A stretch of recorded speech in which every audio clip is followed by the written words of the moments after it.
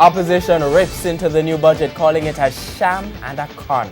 Good evening and thanks for joining us for Primetime News. A special welcome to viewers on onespotmedia.com. I'm Archibald Gordon. And I'm Doreen Samuels. This evening, the EPOP chairman of the big budget gap come next year. Will fares increase? The JUTC chairman answers. The Employees Federation on claims that firms may refuse to hire some people because of their first names. Labour Ministry denies napping on the job after Jamaican is hurt overseas. There's also the Business Day, sports commentary, e-prime and weather in this newscast. But before the break, the feedback question. We're asking folks to give their assessment of the budget presentation by the opposition finance spokesman, Dr. Peter Phillips. Share comments online, facebook.com/television Jamaica and tweet @television Jam.